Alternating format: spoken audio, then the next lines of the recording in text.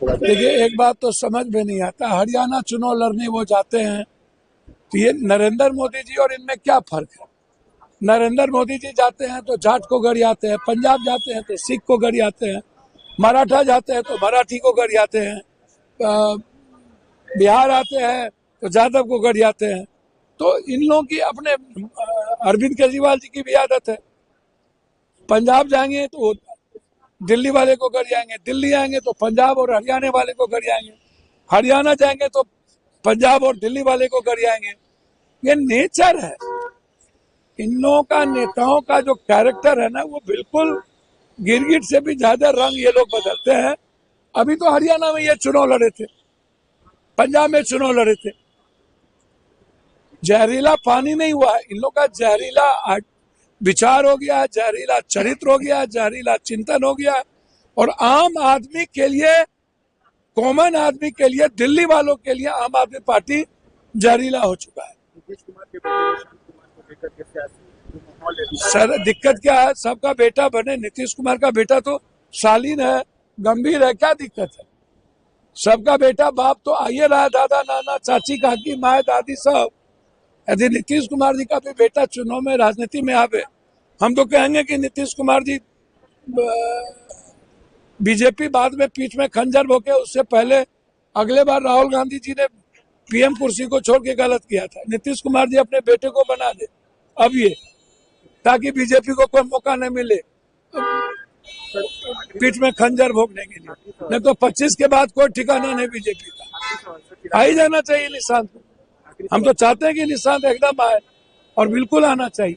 चिराग पासवान ने कहा है कि बीपीएससी का री एग्जाम होना चाहिए, हम स्टूडेंट्स के साथ है, कैसे देखते हैं? भैया, हम एक बात बोले, बुरा नहीं मानिएगा, रस्सी जन गए ऐठन नहीं गए। भैया, 6 महीने के बाद कुंभकर्ण के नींद के तरह निंद्रा खुलती है। सब कुछ खत्म हो गयो, डूब गयो, सब कुछ मर गयो, सब जब बर्बाद हो गया तो भैया दिक्कत क्या है? हम चिराग जी से आग्रह करेंगे, सरकार आपकी, जल्दी से जाइए और नीतीश कुमार जी से दस्तखत करवा लीजिए। या आप हनुमान है तो बीजेपी से जल्दी प्रेशर दे दीजिए, बिहार फर्स्ट, बिहारी फर्स्ट कर लीजिए। अरे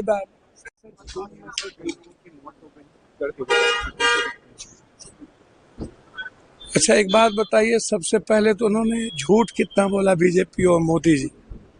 140 साल के बाद कुंभ तो हर 12 साल के बाद होता है।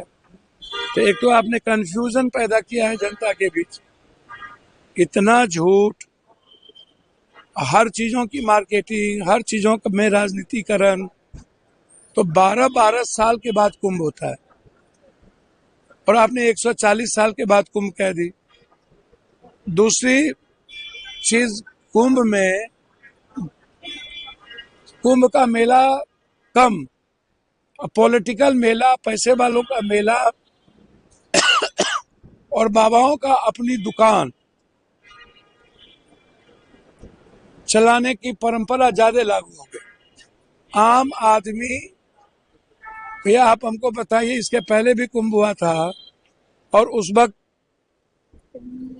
मंत्री थे आजम खान, आप उसको भी याद करिए। आप अभी कुंभ कर रहे हैं और कुंभ की परंपरा जो है वो बिल्कुल शुद्धता के साथ है, मन की शुद्धता। अब 30-40 लोग नहीं मरे हैं, इन लोगों ने लाश को गायब कर दिया है, बहुत लाश को गायब कर दिया है। तो भैया, एक तो मेरा आग्रह है, ये जो मीडिया वाले लोग हैं, नेशनल मीडिया, आज स्नान होगा तो या ऐसा होगा, आज का दिन जो है वह अलग है। तो ये एक तो मीडिया के कारण बहुत ज्यादा कंफ्यूजन भी पैदा होता है, मीडिया, कुछ सोशल मीडिया।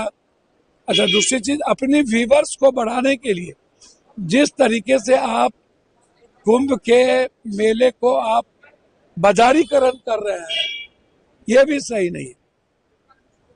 तो ये बिल्कुल बहुत ही दुखद है।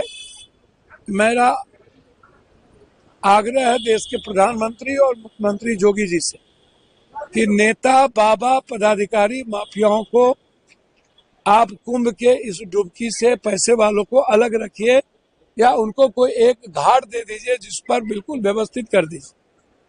मेरा सीधा है कि जो आम आदमी के लिए जगह जो है, एक तो आप भगवान ढूंढ रहे हैं, सरस्वती कहाँ मिलेगा?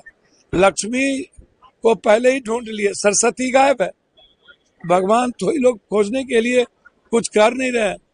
तो लेकिन यदि आप कुंभ के मेला को बहुत आम आदमी के लिए बनाना चाहते हैं तो इन बाबाओं से बचाइए, नेताओं से बचाइए, मीडिया से बचाइए और पैसे वालों के गणेश परिक्रमा और वीआईपी से बचाइए। राहुल गांधी ने भी ट्वीट किया कि वीआईपी कल्चर को बचाने के लिए आम लोगों को छोड़ दिया गया, ऐसी मतलब देखिए, हमेशा एक बात आप समझिए, वीआईपी कल्चर को परोसने की जो परंपरा शुरू हुई है उससे ज्यादा परेशानी होगी।